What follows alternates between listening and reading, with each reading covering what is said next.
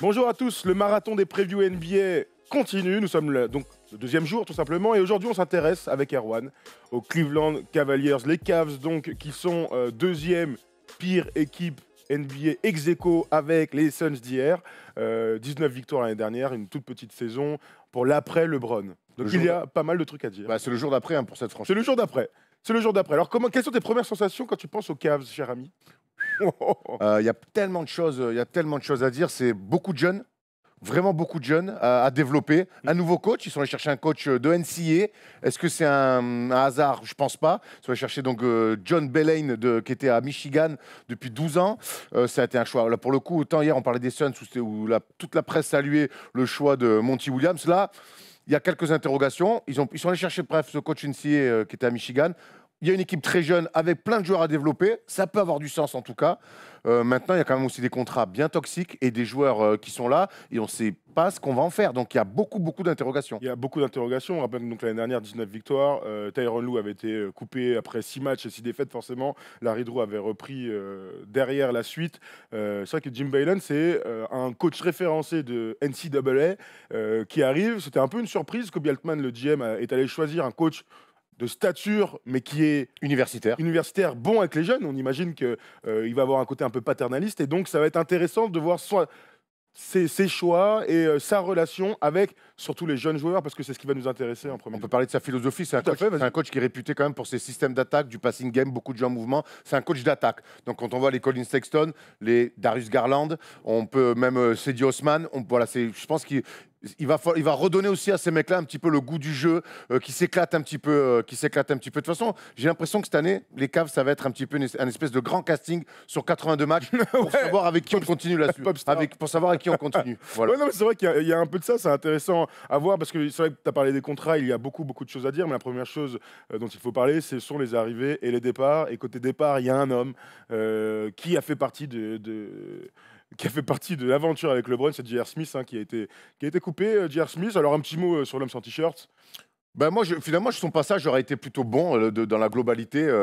Il sera parfaitement relancé avec ses Cavs. Il aurait été champion. Il aurait eu un rôle aux côtés de LeBron. Donc voilà, on peut parfois sourire des facéties, des extras un petit peu de J.R. Smith. Ouais. Il n'empêche que voilà, c'est un mec qui aura vécu des finales, qui aura gagné un titre et voilà, qui a eu son apport. Donc bon vent en lui. Et surtout, quand tu veux reconstruire autour de jeunes, J.R. Smith, c'est clairement pas le profil. Je le vois pas jouer les grands frères, ou alors c'est les grands frères junkies. Donc non, voilà, qu'il aille lui ailleurs s'éclater dans une équipe avec d'autres ambitions.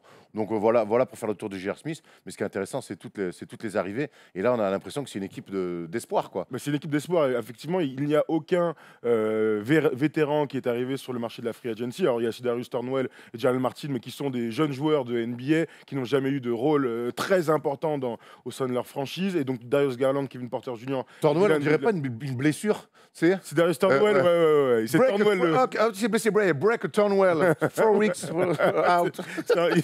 C'est un peu ça. Mais en tout cas, ça nous amène aux 5 majeurs parce que donc les Cavs avaient un haut choix de draft et on imaginait qu'ils aillent chercher sur un poste où il y avait un manque. Un besoin, ouais. On pensait à Culver, on pensait à ce type de joueurs-là, donc des ailiers, des arrière-ailiers, sont allés chercher un autre meneur de jeu en Darius Garland. Et c'est vrai qu'avec le recul, on se pose toujours la question du pourquoi. Puisque le 5 majeur, le voici, donc Garland et Sexton feront la maille sur les postes arrière. On rappelle que tous les deux ont un profil vraiment de meneur. 1m88, il n'y a pas un grand, un petit ou ainsi de suite. Alors oui, sur le profil de joueur, il y a plutôt un slasher en Sexton. On l'a vu d'ailleurs l'année dernière à New York, il nous avait plutôt impressionné. On avait été séduit, complètement, on avait été séduit par sa vitesse, par son engagement, par le fait qu'il joue tous les joueurs à fond. Garland, lui, a un profil un peu plus shooter. Donc sur le principe, pourquoi pas, mais j'ai du mal à me projeter sur ce type d'association. Ça va être l'une des grandes questions pour notre ami coach NCAA Jim Boylen. Moi, je pense qu'il va falloir. Je ne suis pas sûr que les deux, comme ça, en même temps, ça puisse marcher. Ces deux meneurs, même profil, undersize, petit physique. Donc, on peut des fois jouer avec deux meneurs, ça va se faire. On le verra plus tard dans la preview avec les Warriors, par exemple, où on imagine que Curry va jouer avec la blessure de Thompson, avec D'Angelo Russell, mais c'est quand même des mecs plus grands. Là, on est vraiment sur des meneurs undersize, même profil. Défensivement, ça risque de souffrir. Et puis surtout, il y a une énorme interrogation autour de Darius Garland, qui a joué quasiment 0 minutes la saison dernière en NCAA. Donc, déjà, moi, dès la draft, déjà le choix de prendre Garland, c'était compliqué. Et quand on va sur son profil, mec beaucoup blessé. Alors certes, il y a le talent, mais c'est un talent talent qu'on a vu en high school. Ah oui, Et pour oui, suivre c'est pas sûr. mal de comptes d'Instagram sur les joueurs de high school, il y en a des milliards des mecs. Donc voilà. Oui, mais bon. Donc à voir. Ils ont pris, pour moi, c'est déjà un premier risque qu'ils ont pris. Maintenant, pour moi, je te dis, c'est un casting sur la saison. Peut-être ils vont essayer les deux et qu'à la fin, il faudra choisir un. Peut-être que Garland leur a fait une énorme impression, peut-être qu'ils comptent véritablement sur les deux, peut-être qu'ils ont envie de faire un espèce de, je mets des grands guillemets, un Lillard de CJ McCollum 2.0. Oui, mais McCollum est grand, Lillard est très très fort. Oui, Non, mais, mais ils ont 3 cm d'écart avec les mecs. Hein. Ils font pas un 95, Lillard de McCollum. Ouais, bah ok, bah alors s'il s'inspire de ça, mais McCollum, il n'est pas considéré undersize. Non, ils sont à des tailles normales. 1m91 pour un meneur de jeu en NBA, c'est normal. Tu as raison, c'est 1m88 pour les deux et plutôt filiforme. Oui, il n'y a pas Marcus Smart. Et Lillard est quand même un shooter. McCollum est un shooter. Là, on a des mecs plutôt. Alors, Garland peut mettre un peu dedans, mais il mettait dedans en high school et en NCAA, on n'a rien vu. Mais bon, donc, mettre dedans en NBA, c'est un autre métier. Il n'est pas choisi 29e. Je te parle de mes doutes. Oui, enfin, on a vu des mecs choisis premiers, et notamment chez les Cavs, où aujourd'hui, les mecs, ils dépannent en National 2. Donc voilà, pas mal d'interrogations. En tout cas, ça va être intéressant de voir ça. Donc, il y a des systèmes d'attaque, il y a du mouvement. Donc, on sait qu'au basket, même si on est petit, s'il y a des bons systèmes du mouvement et qu'on est bien appliqué, on peut créer des choses. Voilà, moi j'ai quand même de sérieux doutes sur, en tout cas, les deux en même temps. Sexton, pour moi, deuxième arrêt, il va trop souffrir. Il va trop souffrir sur la durée. C'est un meneur de jeu qu'il faut filer les ballons. Et là, il a fait des bonnes choses. Et lui mettre Garland dans les pattes, je suis pas sûr que c'est soit la meilleure des idées. Là, je viens d'avoir un flash.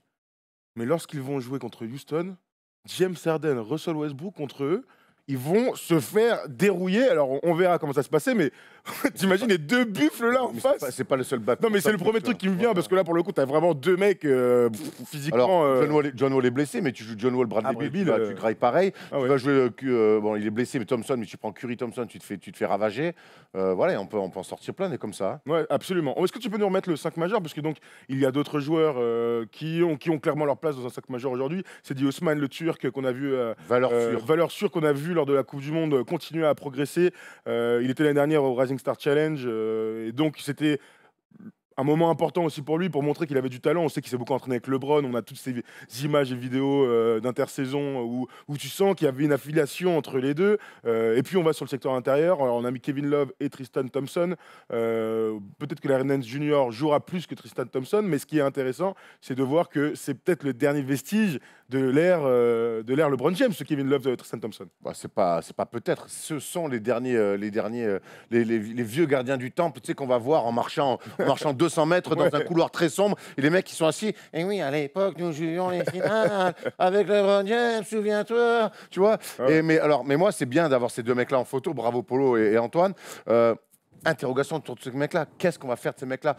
Je ne crois pas qu'ils aient le profil à jouer les grands frères. Je ne pense pas qu'ils aient le profil à être dans des équipes en reconstruction. Donc, et eux le savent. Ils ont connu quand même les finales, et pas qu'une.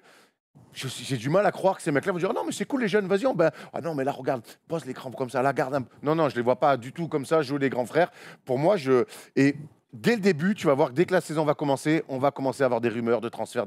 Et c'est en ça que pour moi, la saison des Cavs, ça va être un grand casting parce que toute la saison, du début à la fin, va y avoir des rumeurs de transfert et va y avoir un mouvement énorme dans le roster pendant la saison et va y avoir des va-et-vient.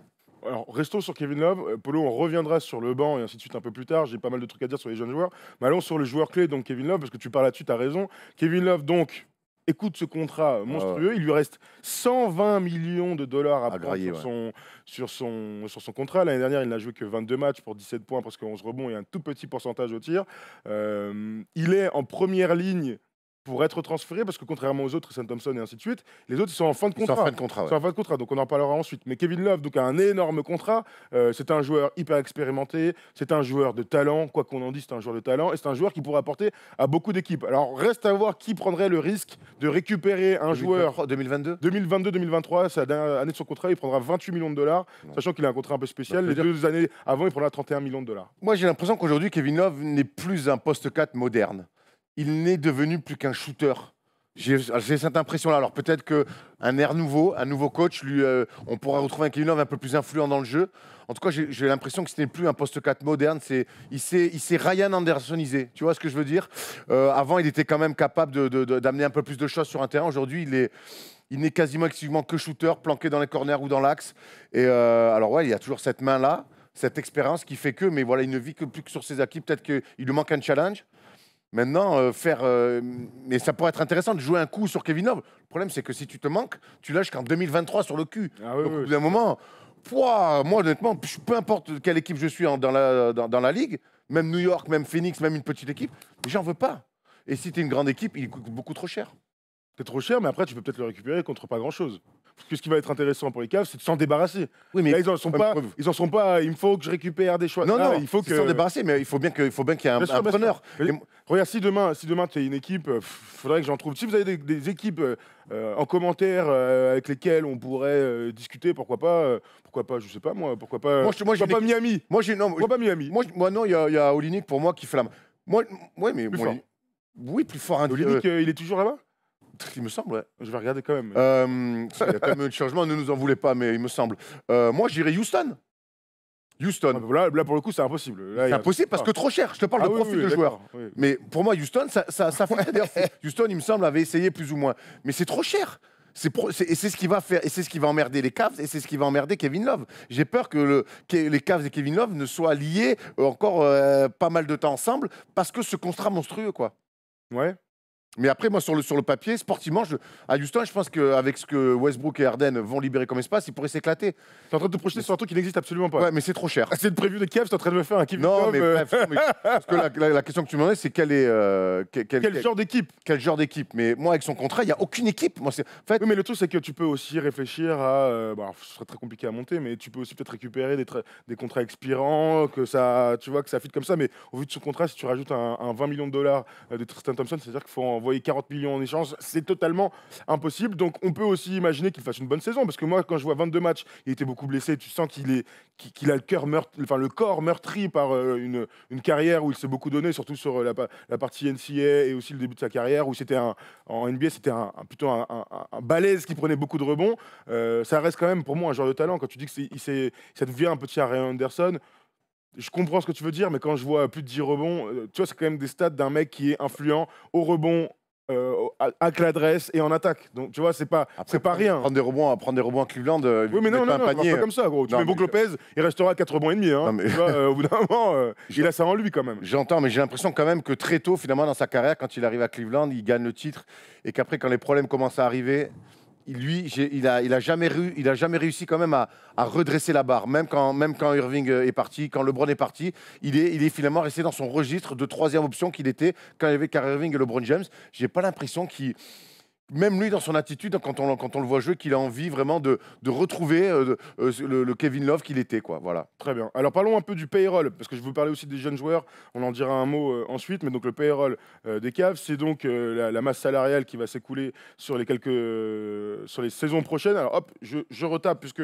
mon ordinateur a bugué. Très bien, je suis ravi. Tristan Thompson à 18,5. Attends, j'y suis, regarde. Moi, il est plus simple. Alors, donc, les fins de contrat, Tristan Thompson, 18,5 millions. Brandon Knight est toujours dans l'effectif. 15,6, Bah oui, quand même. ah bah oui, il avait signé un beau contrat. Vous avez Jordan Clarkson à 13 millions, qui fait partie de l'équipe du banc. John Henson, 9 10 millions. Della Vedova, 9 millions. Lui aussi, il avait pris un bon petit contrat en partant aux Bucks. Cedi Osman est en fin de contrat. Donc, lui aussi, c'est intéressant parce on peut le re-signer cette saison. Donc, on verra s'il s'entend avec les Cavs. Ça serait pas la pire des idées. Ça dépend du contrat quand même. Ouais. Hein. Ça dépend du contrat. Toujours pareil. Donc alors, du coup, quand on voit tout ça, tu peux se projeter aussi que l'année prochaine, ils auront un peu d'argent à dépenser. Eh oui, c'est ce que je dis, c'est que cette année déjà va y avoir énormément de mouvements parce que tu viens de le dire, il y a beaucoup de joueurs en fin de contrat, donc on connaît les joueurs en fin de contrat. Ils vont être à la fois très forts et très demandés Voilà. parce qu'ils sont en fin de contrat, on connaît. mais donc c'est vrai que l'été prochain, ils auront de l'argent à dépenser et à essayer d'attirer des mecs. Donc c'est pour ça que cette année, je répète, pour moi, c'est le casting. Pour moi, vas-y, montrez-moi. Je vais essayer ça, à toi. Qui est bon, avec qui ça fit avec le coach, qui se sent à l'aise avec les systèmes du coach, pour dire, OK, ton garde pas. Et les prochaines, essayer d'attirer sur la free agency un mec pour associer à Kevin Love, parce que pour moi, Kevin Love ne partira pas. C'est quand même peu probable qu'un mec ait envie d'aller là-bas. Hein. Ah ben, à part LeBron, si t'es pas né à côté. Si t'es pas né à côté, ça me paraît. On est quand même dans cette situation. Il y a eu un flush, non? Incroyable. Peut-être que mes yeux deviennent fous, mais c'est quand même improbable d'imaginer que, sans parler d'une star, un gars important aille là-bas, même avec un contrat mirobolant. Donc on verra. Quelques jeunes joueurs dont j'avais absolument envie de parler qui ont été draftés. L'un qui pourrait être le style de la draft, c'est évidemment notre ami Kevin Porter Jr. qui a chuté dans la mock draft, qui a fini 30e dans la draft 2019, et donc qui a un talent incroyable sur un poste où il n'y a pas grand monde, c'est-à-dire le poste d'ailier de 2-3. C'est un arrière-ailier, donc c'est un gars qui a du talent. Les scouts aiment bien dire qu'il fait partie des 10 mecs les plus talentueux, mais que c'est un joueur de USC. L'environnement et pourquoi pas ce qu'il a dans la tête, ça peut poser problème au plus haut niveau. Ouais, gaucher. Ce qui est bien, c'est qu'ils sont allés le chercher. Gaucher, oui. Ils sont allés le chercher. C'est pas eux qui l'ont drafté, c'est Milwaukee qui le draft. Ils le récupèrent via les Detroit Pistons. C'est un joueur qu'ils ont voulu, qu'ils sont allés chercher. Maintenant, on va voir. Mais lui aussi, ça va faire partie des mecs qu'on va mettre sur le terrain et à qui on va dire, bah, vas-y, montre-nous un petit peu. Mais c'est vrai que pour la suite, voilà, ils ont du talent. Je pense que si Sexton Garland, si ça marche pas, ça pourrait être une monnaie d'échange intéressante pour récupérer d'autres jeunes avec d'autres profils peut-être plus qui fitteraient mieux avec le coach et la philosophie. Mais en tout cas, voilà, ils ont des jeunes à mettre en avant. Ils ont un mec comme Cedi Osman, je pense qu'il doit être une pièce maîtresse autour du nouveau projet parce que c'est vraiment un bon joueur avec un bon état d'esprit. Qui a une culture de la gagne.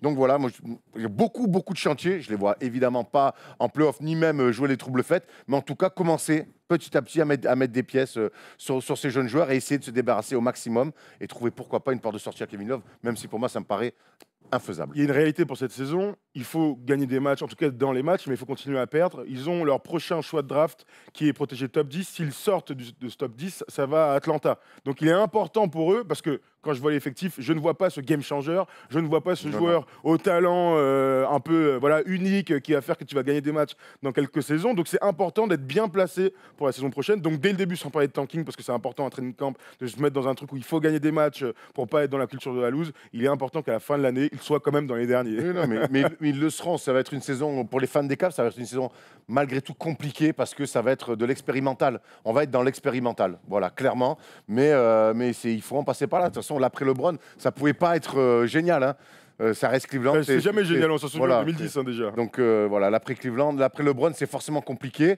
En tout cas, il y a des jeunes, il y a un coach, ils installent. Voilà, il y a une idée. Maintenant, on va voir jusqu'où elle va aller, mais en tout cas, il y a une idée, il y a une forme de cohérence des jeunes, un coach NCAA. On donne sa chance à pas mal de novices, que ce soit au coaching ou sur le terrain. On verra. Pour finir tout ça, tu sais que c'est la 50e année de la franchise en NBA. Ils ont été créés en 1970. Et donc, pour l'occasion, des beaux maillots vintage ont été sortis. Donc voilà, hop, on voulait vous les montrer quand même. Ça, c'est l'époque Terrell Brandon. Ouais, 80, enfin, mi-90, on va dire. 96, 97, il me semble. Ouais, un truc comme ça. Donc, ça doit être à peu près 94, 97, un truc comme ça. Par là, ouais. Ils ont utilisé ce maillot-là. Donc, c'est vrai que voir Larry Nance et Garland avec ce maillot-là, avec aussi le parquet, parce que maintenant, en NBA, on aime jouer avec des couleurs, mais qu'ils soient aussi sur le parquet. Maintenant, les mecs ils changent de parquet comme on change de maillot. Ouais, c'est clair. Incroyable. C'est incroyable. C'est un truc de ouf. Donc voilà, on voulait finir là-dessus. 50e année d'une franchise historique. On sait aussi que le commentateur, j'ai oublié son nom, mais le commentateur historique est décédé pendant cet été. Même LeBron a mis un tweet et tout ça. Donc c'est une année un peu particulière pour eux. On leur souhaite de gagner plus de matchs que l'année dernière, parce que l'année dernière, ils avaient gagné 19 petits matchs. Donc peut-être un petit prono. Peut-être qu'ils gagneront un peu plus, un peu moins. 20 matchs. Donc ce sera 20 matchs pour toi, ce sera 20 matchs pour moi aussi. Dans les commentaires, vous nous dites si vous pensez qu'ils peuvent gagner un peu plus de matchs avec le super duo Garland-Sexton qui sera très intéressant à voir. Voilà, on a fait le tour de cette petite franchise de l'Ohio. On se retrouve demain pour une nouvelle preview. Et demain, nous allons... on voulait commencer fort. Atlanta, Chicago. Faux.